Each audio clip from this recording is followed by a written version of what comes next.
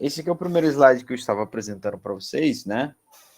Falando que a força é esse agente que altera a velocidade, né? Então, se a força resultante for zero, se não houver nenhuma, ou se houver mais de uma e ela de alguma forma se anular, a velocidade vai ser constante, que quer dizer repouso, que repouso é velocidade zero, também é constante, ou não deixa de ser constante, ou MRU. Tá? E aí, sobre os referenciais iniciais e inerciais, eu estava mostrando esse desenho aqui para vocês, essa situação, né? Eu expliquei para vocês que a primeira lei de Newton não faz distinção entre o repouso e o MRU, porque é uma questão, isso é apenas uma questão de referencial, né? Repouso e movimento constante. Tá? E a situação que eu estava discutindo agora, por último, né? Falar, parece que viola a primeira lei de Newton, parece que não, como é que é? É a história do seguinte, ó, tem um carinha aqui dentro desse veículo, não sei se dá para ver, mas tem uma carinha aqui, ó. Tá? Ele está observando o pacote está parado em relação a ele, né? Certo? O pacote está parado em relação a ele. Quando esse trem é acelerado para frente, quando ele viaja com velocidade constante, não, porque não há força. Mas quando ele viaja com velocidade constante, esse pacote cai. É um desenho que eu estava tentando fazer aqui. Ele cai para trás. E aí,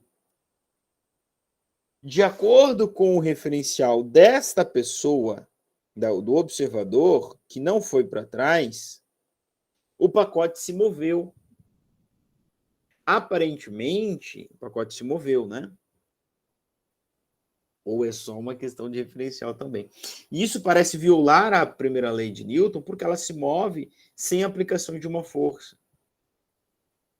Mas, de fato, eu dizia, né, que a força foi aplicada sobre o veículo, né? Uma força aqui resultante diferente de zero, né? E aí tirou a velocidade deixou de ser constante. De fato, a força não foi aplicada sobre a caixa, foi aplicada sobre o veículo.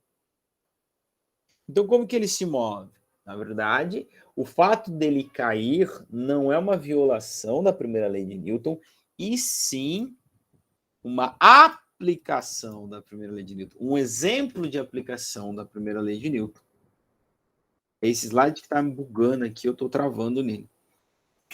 Tá?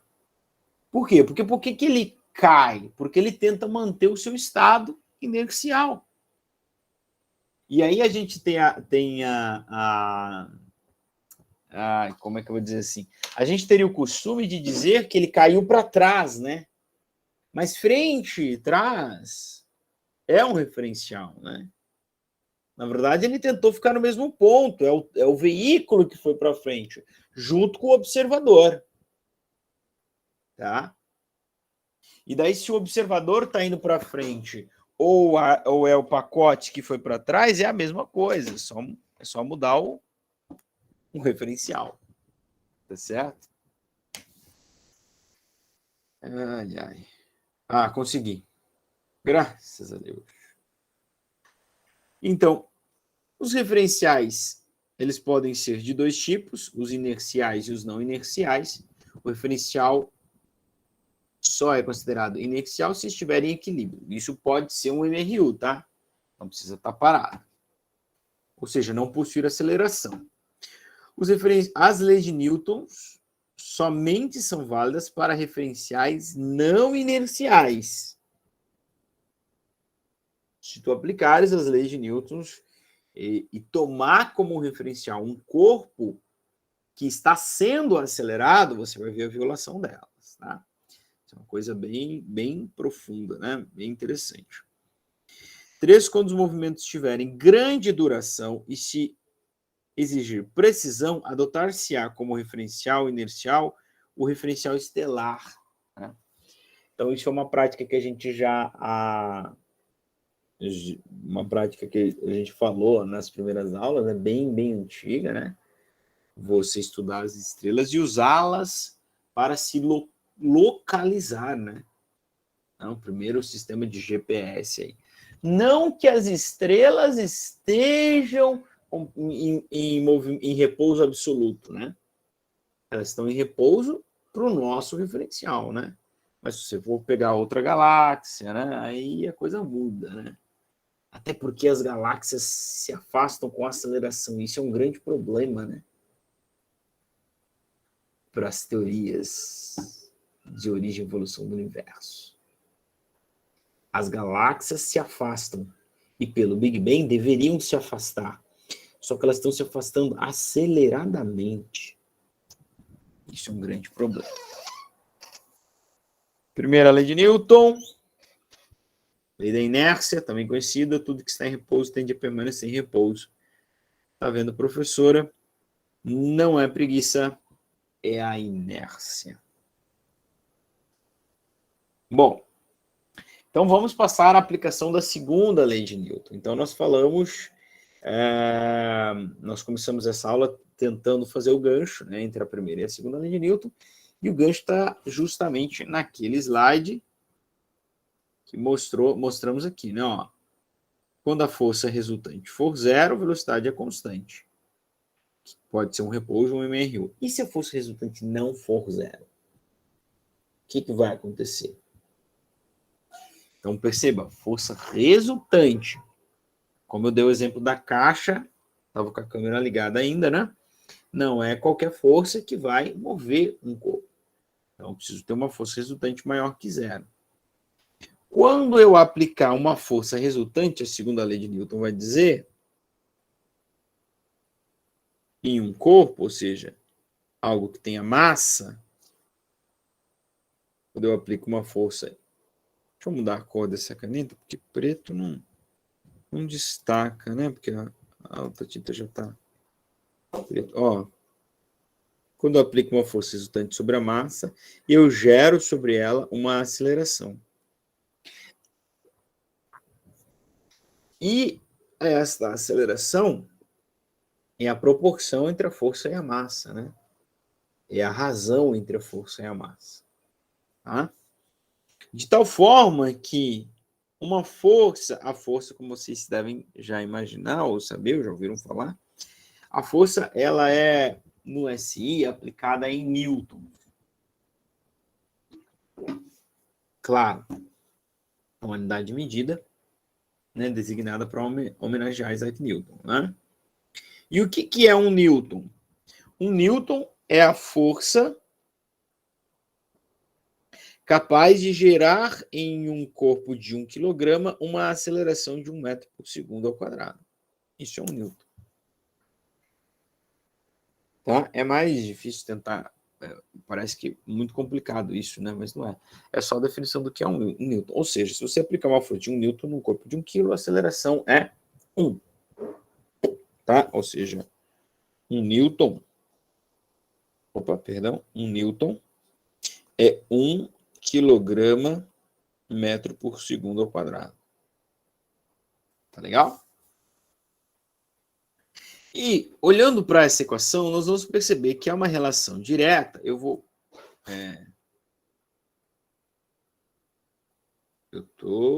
Peraí que eu tô bugado aqui, peraí.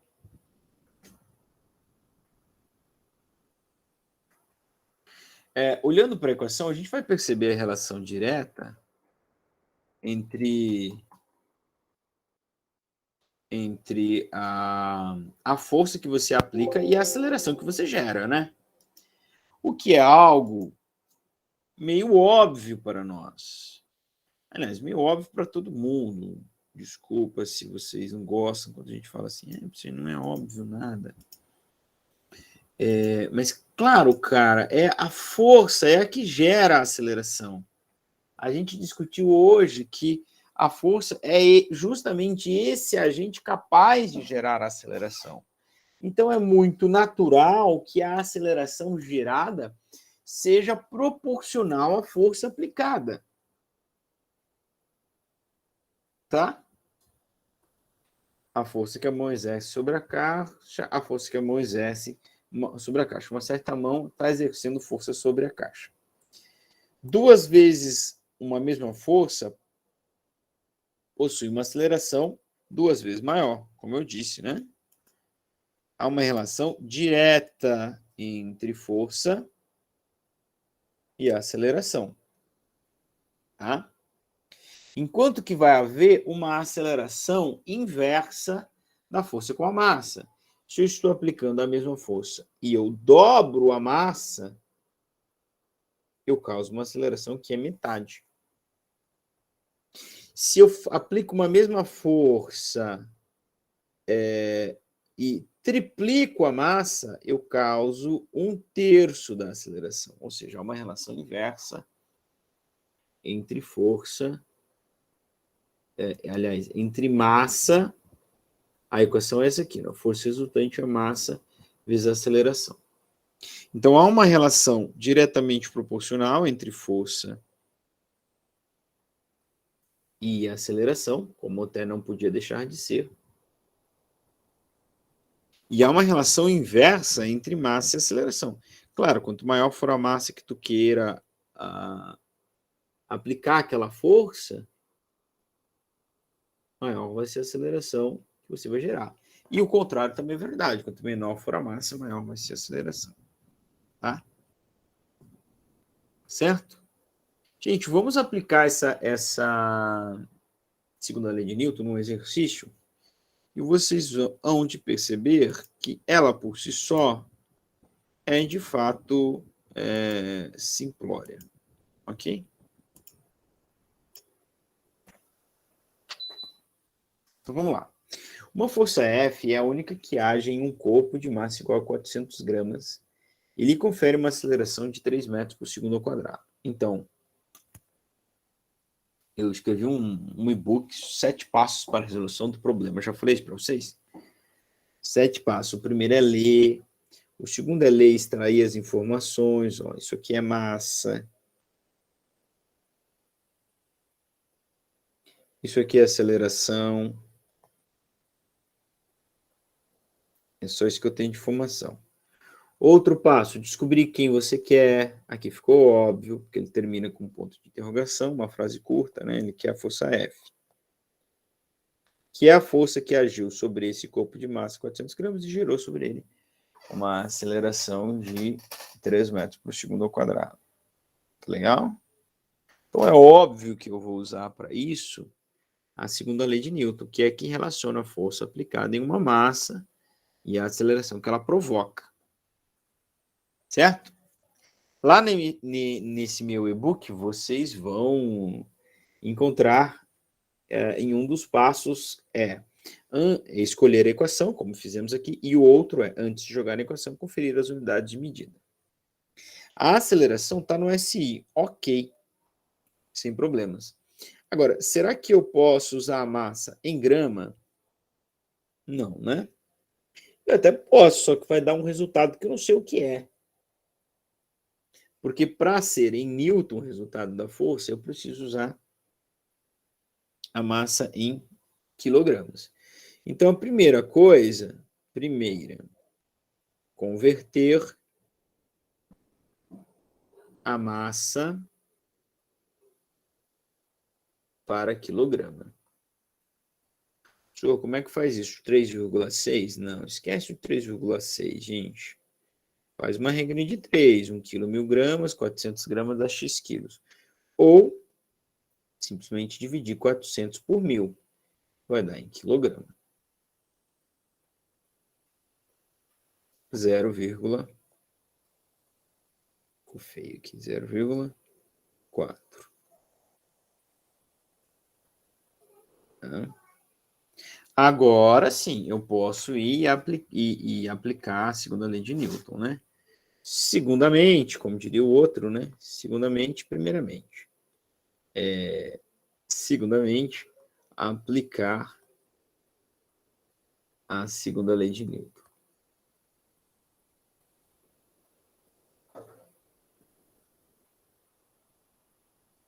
Então, quem é a segunda lei de Newton? Força resultante igual a massa vezes a aceleração. A força resultante é quem eu quero. A massa é 0,4 e a aceleração é 3. Então, a força resultante é 1,2 newtons. Por que tem essa diferença, professor? O que na segunda lei de Newton fala de força resultante? Então, por que a gente tem que usar força resultante? Porque força resultante.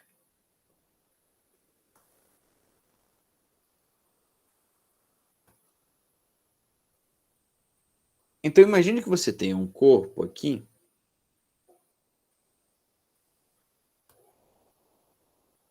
Um corpo. Ou um porco, né? Tanto faz.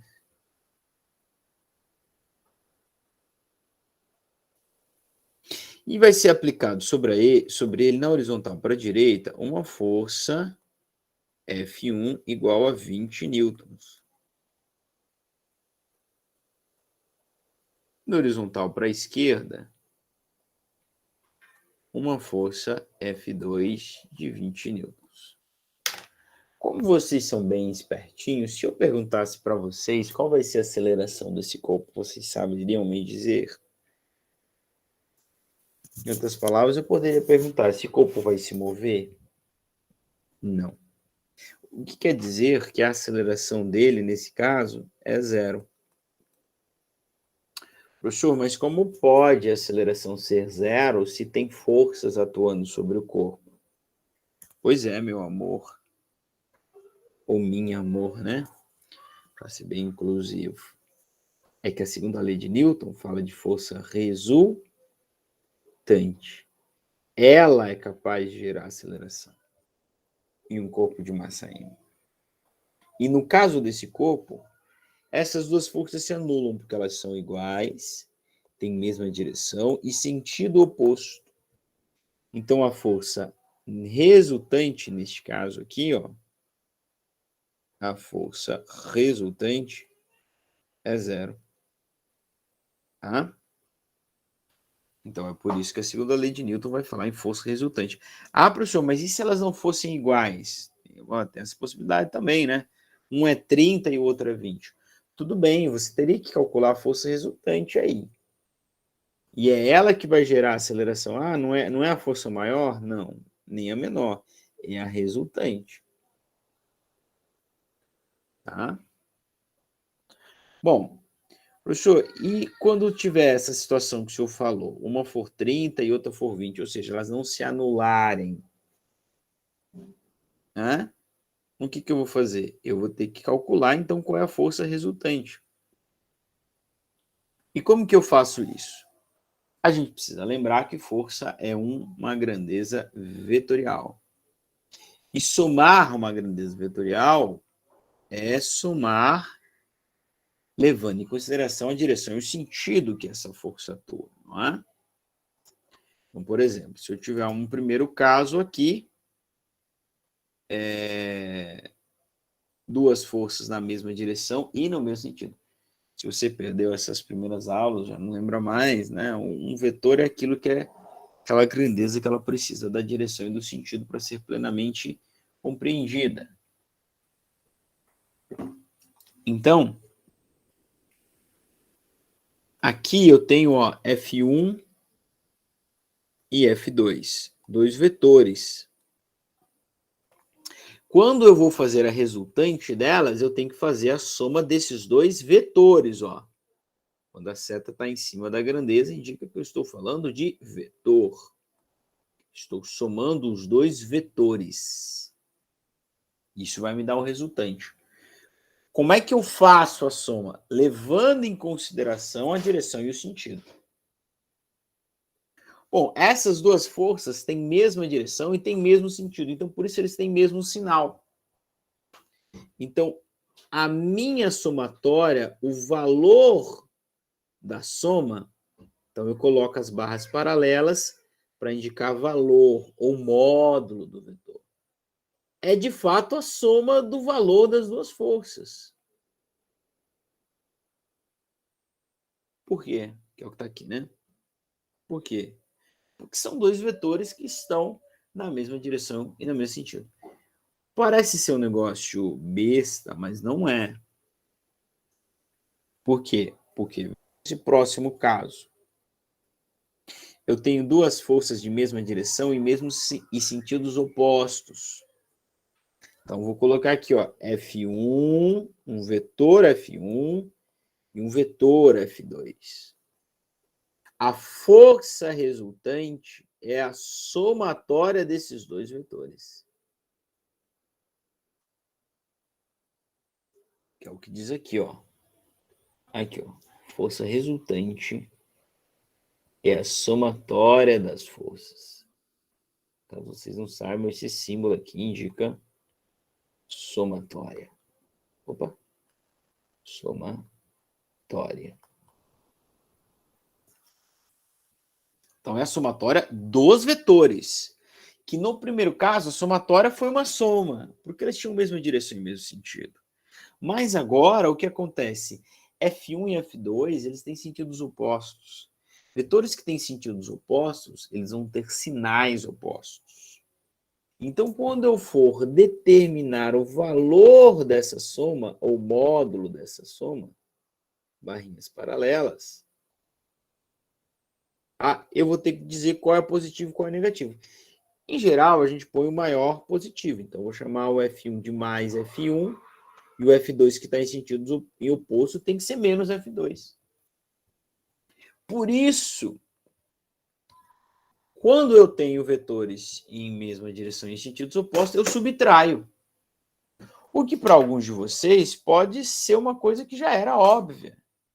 Por quê? Porque esses dois vetores, eles estão competindo, eles são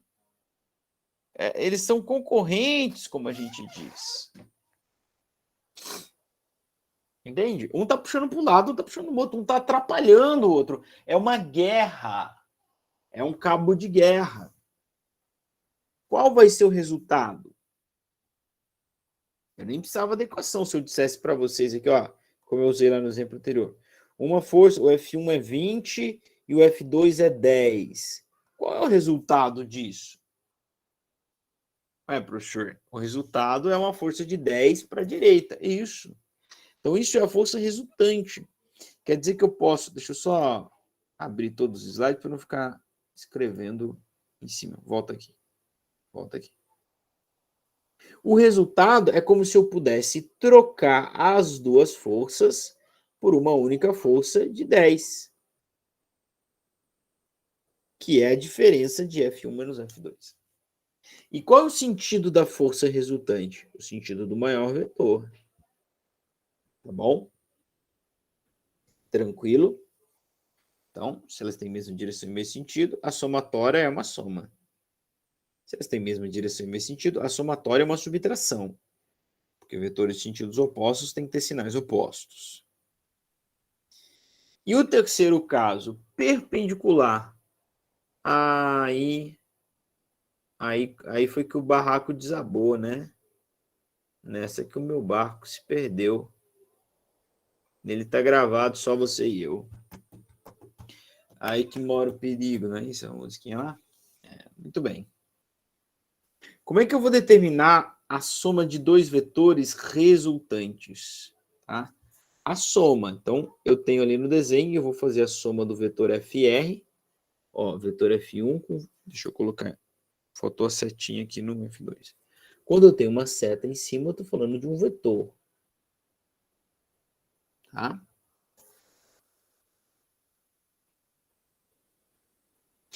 A somatória do vetor F1 mais o vetor F2, opa,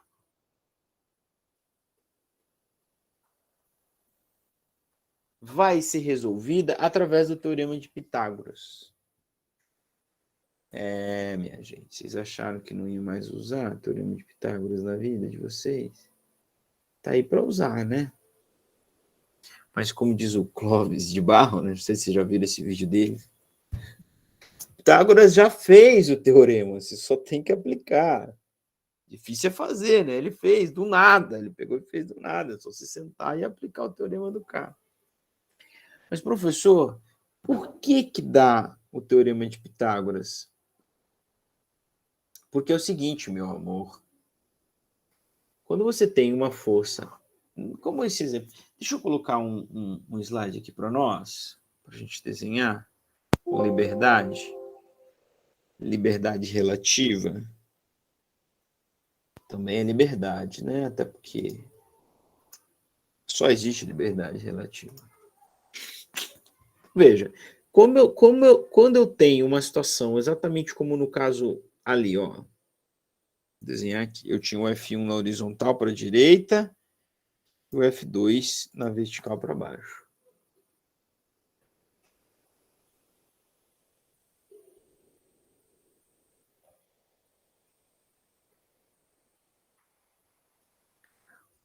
A força resultante é um vetor por aqui, ó. Tá? Essa é a força resultante. Lembra quando a gente estava vendo a diferença entre deslocamento e distância? Que a gente falou, ó, o cara anda 3 para cá e anda 4 para cá, né? 3 metros e 4 metros. O deslocamento é um vetor, então ΔS é esse vetor aqui. Deixa eu mudar a cor. Que liga o início ao fim. Jesus, me ajuda agora. Entra na minha casa, entra na minha vida. Opa. Esse é o ΔS. É esse vetor aí. Enquanto que a distância que ele percorreu é 7, né? Mas o deslocamento é isso aí. E como é que eu descubro esse cara? Olha, gente, o que eu tenho aqui é um triângulo retângulo. Por que eu vou usar Pitágoras? Porque Pitágoras é o teorema Pitágoras. Relaciona as grandezas não, né? As dimensões, não chegam a ser grandezas. Dimensões do triângulo retângulo. Está no meu T? Não, né? Triângulo. Vou mudar ele aqui. Do triângulo retângulo. Professor, o que é triângulo retângulo? É o triângulo que tem um ângulo reto. Professor, o que é um ângulo reto? É o ângulo de 90 graus, meu prezado. Retângulo, ou prezado. O que é o ângulo de 90 graus? É a perpendicular, mesma coisa. Ó, é o canto perfeito. Então, determinar esse ΔS seria fazer Pitágoras. O que diz Pitágoras? A hipotenusa do triângulo ao quadrado. Hipotenusa do triângulo ao quadrado é igual a um cateto oposto adjacente ao quadrado, mais cateto oposto ao quadrado. Quem é cateto adjacente, quem é oposto, não faz a menor diferença para nós aqui, porque nós vamos elevar os dois ao quadrado e somá-los. Quem é quem não faz a menor diferença. Não muda a ordem dos fatores, não vai mudar aqui. Os dois vão ser positivos. Tá legal? Então, aqui a gente tem a mesma coisa. Por quê? Porque um vetor, ele é definido por sua direção e sentido e seu tamanho, né? O tamanho tem que ser proporcional à magnitude, ao módulo do vetor. Então, o que eu posso fazer? Eu posso pegar esse vetor F1, F2, e deslocar ele aqui para que a bundinha dele, vamos dizer assim, encaixe com a pontinha do F1.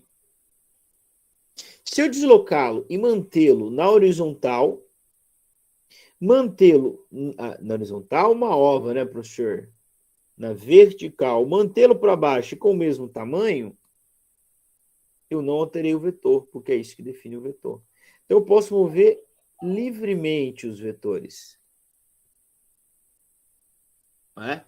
E aí você vai ver de novo que eu vou ter o caso onde o vetor resultante é esse aqui, ó. E que eu posso relacionar esses três caras, que vai ser a força resultante, o vetor resultante e a força resultante. E eu posso relacionar essas três caras usando o teorema de Pitágoras. Hipotenusa ao quadrado é a soma dos quadrados cadentes. Quem é hipotenusa? Hipotenusa é o maior lado do triângulo retângulo. Não sei se o senhor sabia disso, meu caro corintiano. Hipotenusa é o maior lado. Então, força resultante é igual a F1 ao quadrado mais F2 ao quadrado. Tá?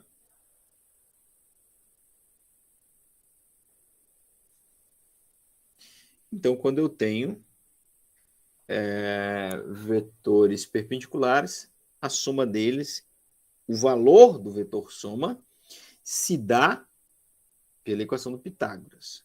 O desenho do vetor soma se dá fazendo o que eu fiz aqui. Você pode, é uma das formas, né? Você pode deslocar o vetor até que a bundinha do segundo, com todo respeito, encaixe na pontinha do primeiro. Aí tu somou o vetor.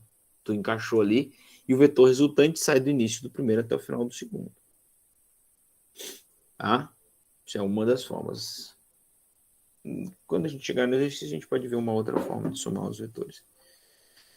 Bom, vamos de aplicação. Vamos agora, por exemplo, 2.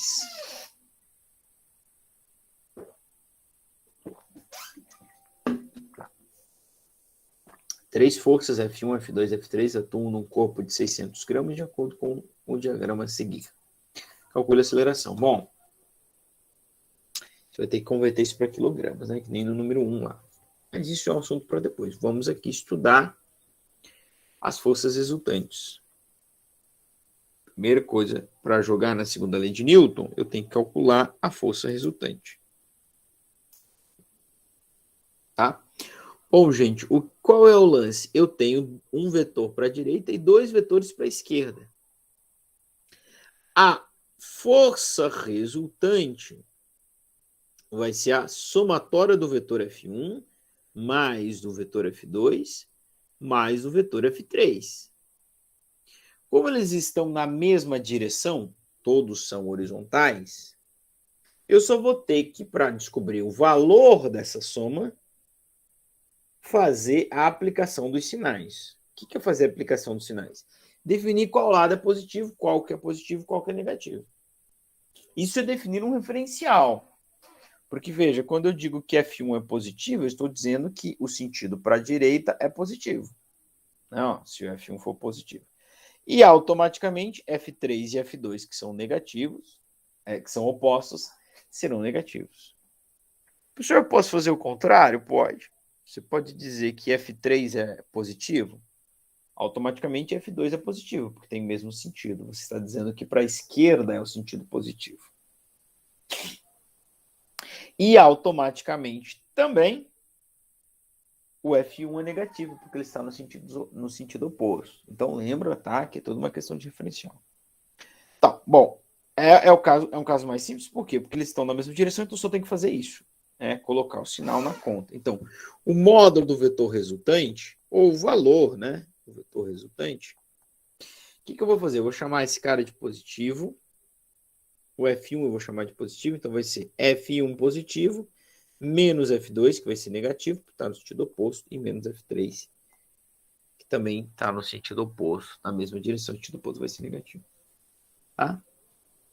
Então, a minha força, o meu valor, deixa eu fazer isso aqui um pouquinho mais para cima, só para caber aqui no mesmo slide. Ó. Então, o módulo do vetor resultante, força resultante, é F1 menos F2 menos F3. Então, isso vai ficar assim, ó. 18 newtons menos 9 menos 12. 12, como diria o outro, não é? Tudo bem? Então, vamos fazer essa conta e achar a força resultante, ou o valor da força resultante, tá? A força resultante eu vou copiar, tá? Para a gente não se perder. Era 18 positivo, menos 9, menos 12. A força resultante. Ó, não é jogo de sinal aqui, tá? Não tem multiplicação. Eu vou juntar quem tem mesmo sinal, então 18 é positivo, 9 menos 21. Então, a força resultante deu menos 3. Primeira pergunta é, uma força pode ser negativa, professor? Pode. É um vetor, gente. O que significa ser negativo? Significa que está no sentido contrário. Contrário é que a orientação. Vocês não disseram que, ou nós não dissemos que o F1 era positivo? Sim. E o resultado deu o quê? Negativo? Então é porque o resultado é no sentido contrário ao do F1. Nós não dissemos que o F2 e o F3 é negativo? Sim. E O resultado não deu negativo também? Então, a força resultante tem a mesma direção e sentido de F2 e F3. Então, força de 3 newtons na horizontal para a esquerda. Então, calcular a força resultante é dizer que eu posso trocar todas as forças do corpo por uma única força só. Pequenininha, né? Ó, de 3 newtons apenas. Atuando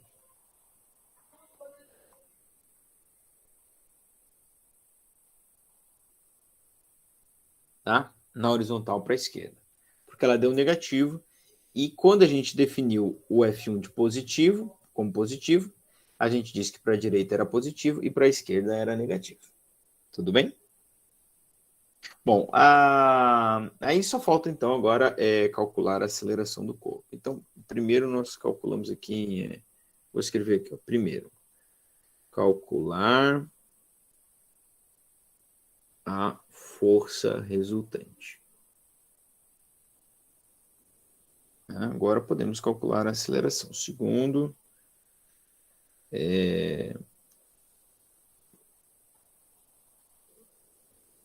calcular a aceleração. Certo? Como que a gente vai fazer isso? Segundo a lei de Newton. Força ou a massa vezes a aceleração. A força resultante nós temos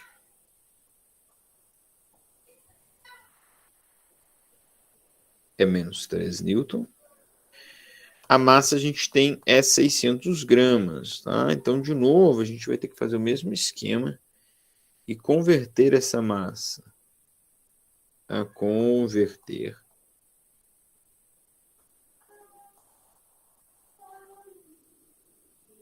então vai ficar M é igual a 600 dividido por 1000, tá? É assim que converte para quilograma. Quem já está ligado aí sabe que dá 0,6 kg, não precisa nem fazer a conta, né? 600 gramas, 0,6 kg. Tudo bem? Meu bem? Tranquilo, Murilo. Então vamos aqui aplicar agora finalmente a segunda lei de Newton. A força resultante é menos 3, a massa é 0,6, a aceleração é A. E o que a gente vai fazer? Vamos fazer o que fazemos todas as noites, isolar a incógnita, né? Ou todas as quintas, né? Quem é incógnita? É o A. Então, eu vou mandar esse cara para o lado de lá.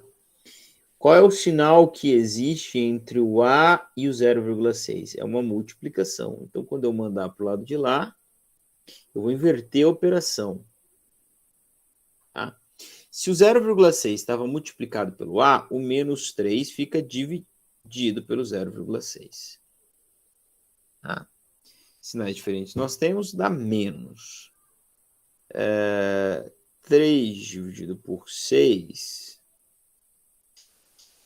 Oh, meu Deus. Dá 5, né? Quase que eu não consegui fazer a conta, hein? 5 metros por segundo ao quadrado. E aí, vem de novo a pergunta. Professor, mas a aceleração pode ser negativa? Pode. Ela é um vetor. Aliás, o que significa ela ser negativa? Significa que ela está no sentido contrário que nós definimos como positivo, que era para lá, né? Para a esquerda. Tá? Então, ela está para cá, a aceleração. Claro, a aceleração ela vai estar na mesma direção e sentido da força resultante. Porque ela sempre vai ter o mesmo sinal da força resultante. Porque a massa não pode ser negativa, não existe massa negativa. Tá? Então a massa, a aceleração e a força vão ter sempre o mesmo sinal, o que quer dizer que elas vão ter sempre a mesma direção, o que faz sentido, não é?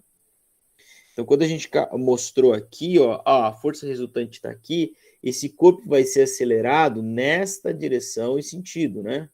Ou aqui, ó, nessa direção e sentido. Certo? Já que massa é sempre positivo, a aceleração vai ter sempre o mesmo sinal da força resultante. O que quer dizer, então, que ela vai estar sempre na mesma direção e sentido da força resultante. Bem, então veja como é importante a gente levar em consideração os sinais. Ok. Não poderíamos deixar de não fazer um exercício com Pitágoras, tá? Um exercício com Pitágoras. Esse exercício número 3 vai dizer assim, duas forças perpendiculares. Perpendicular é isso aqui, ó, formando um ângulo reto, né, de 90 graus. Entre si, ou ortogonais também, né, é outra palavra usada. F1 e F2 atuam em um corpo de acordo com o diagrama a seguir, imprimindo ao mesmo uma aceleração de 4 metros por segundo. Calcule a massa do corpo. Então, eu tenho a aceleração do corpo. Se eu quero a massa, eu preciso da força resultante, né? Força resultante é a massa vezes a aceleração. Se eu tiver a força resultante, eu posso calcular a massa. Então, a primeira coisa que a gente vai fazer é calcular a força resultante deste corpo. Ah, então, são forças perpendiculares. O valor dessa força eu vou determinar pelo teorema de Pitágoras. Tá? Mas eu quero fazer questão de desenhar a força resultante. Um dos métodos que eu fiz, aliás, o método que eu usei para vocês lá é deslocar o vetor até que a bundinha de um encaixe com a pontinha do outro. E aí o vetor resultante sai do início do primeiro até o final do segundo. Tá? Outro método, o método do polígono, é fazer o seguinte: você pega da pontinha da seta de um dos vetores e traça um pontilhado paralelo ao outro. Como eu estou fazendo aqui. Não sei se vocês conseguiram ver, ficou muito ruim.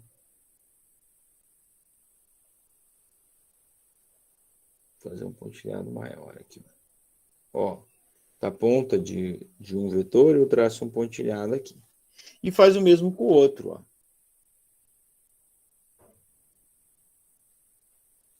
Tá? E aí, nesse caso, quando eu tenho a coincidência do início de um vetor com o início de outro vetor, o vetor resultante sai da junção dos inícios e vai até a junção dos pontilhados. Então, aqui está a minha força resultante. Então, esse método é uma opção para quando eles não estão já encaixadinhos, né? Você não precisa deslocar os vetores.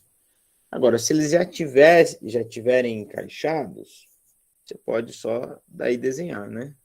Se já tiver coincidindo o final do primeiro com o início do segundo, só desenha um vetor que sai do início do primeiro, reto, em direção ao final do segundo. Reto, né? Não desenha igual eu não, tá? Desenha bem retinho. Então tá aí o desenho, tá? Sendo que esta medida aqui, ó, esta medida aqui que eu vou pintar agora de verde, ó, ela corresponde a essa medida aqui. Então, esse cara corresponde ao vetor F2, tanto que um dos métodos é deslocar o vetor F2, seria deslocar o vetor F2 para cá. Aliás, 80, perdão, gente. 80 newtons. E aí, você isolando isso aqui, ó, você tem, então, o triângulo retângulo, e é por isso que você pode resolver a força resultante aplicando o teorema de Pitágoras, que vai dizer que a hipotenusa ao quadrado, que no nosso caso a hipotenusa ao quadrado é o FE, é igual à soma dos quadrados dos catetos, né? Então é a soma de F1 ao quadrado mais F2 ao quadrado. Aqui faltou o F1, né? Deixa eu fazer aqui.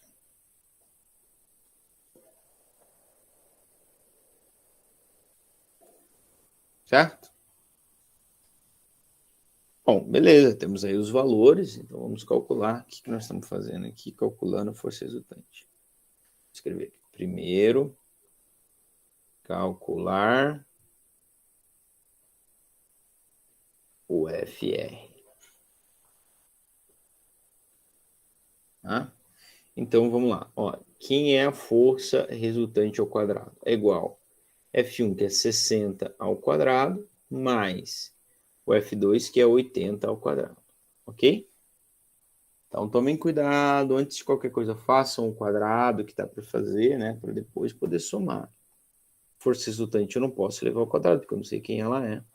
60 ao quadrado é 6 ao quadrado, que é 36, e dobro o número de zeros, 3.600. 80 ao quadrado é 8 ao quadrado, que é 64, e dobro o número de zeros. Certo? Agora eu posso somar. Então, a minha força resultante ao quadrado dá 10.000. Isso aqui é a força resultante? Não, amor, é a força resultante ao quadrado. Não pense que é a força resultante. Você tem que desconfiar das coisas, viu? Vocês todos. Uma força era 60, outra força era 80. A resultante deu 10.000? Que multiplicação mágica é essa que aconteceu na força aí, poxa? É uma coisa de doido, né? Não, isso não é força resultante.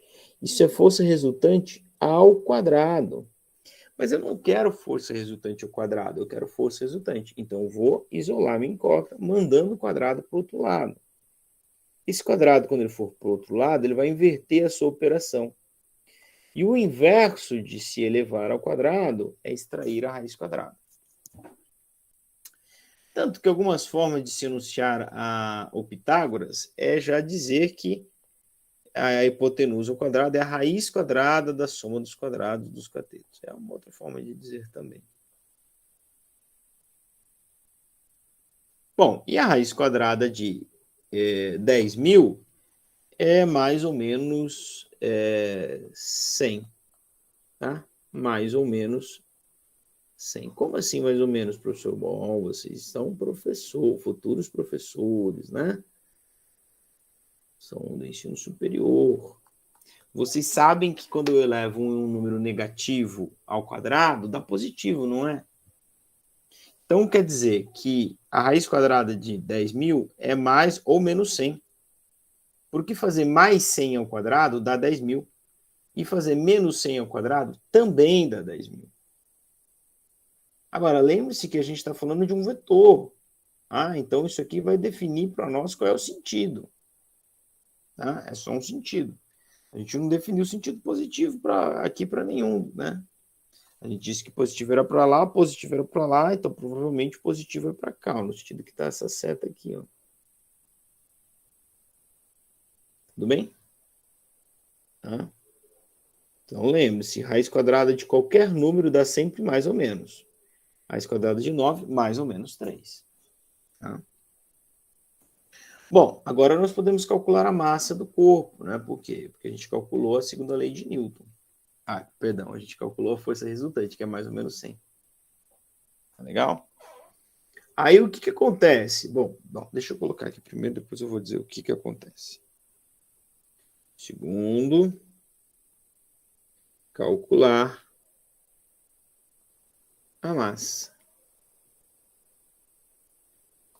Bom, eu tenho a massa, aliás, é o que eu quero. A aceleração é 4 metros por segundo ao quadrado. E a força resultante aí é ou igual a mais ou menos 100, né? O que acontece, gente? Acontece que a gente discutiu no exercício anterior que força resultante tem sempre a mesma direção em sentido da aceleração do corpo. Então, eu posso até pôr a minha força resultante como negativa na conta, na segunda lei de Newton. Não, vamos lá, jogar na segunda lei de Newton. Eu posso até pôr a FR negativa se eu quiser. Não, matematicamente está certo. Só que daí você teria que colocar a aceleração negativa também, porque elas têm sempre o mesmo sinal. Porque senão tu vai achar uma massa negativa, que não existe, porque massa é quantidade de matéria. Não tem como ser negativo. Pode até existir barriga negativa, né? Depois eu mando uma foto para vocês. É brincadeira, gente. Mas massa negativa não existe, não é mesmo? Então, claro que o mais óbvio é você dizer... Aliás, o normal é você nem pensar no sinal, né?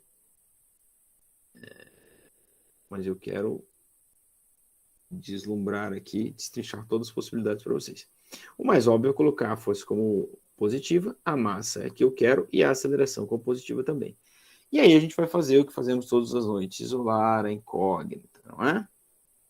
Então, quem é incógnita é o M, então vou mandar o 4 para o outro lado. O 4 está multiplicado pelo M. Então, o 100 vai ficar dividido pelo 4. Percebeu que inverteu? 4 multiplicava o m, agora o 4 está dividido pelo 100, né? Então, isso dá 25 meters per second at the square. Para quem não fala francês, metros por segundo ao quadrado. Engraçadinho o senhor, hein, professor? Essa hora da madrugada. Certo, gente?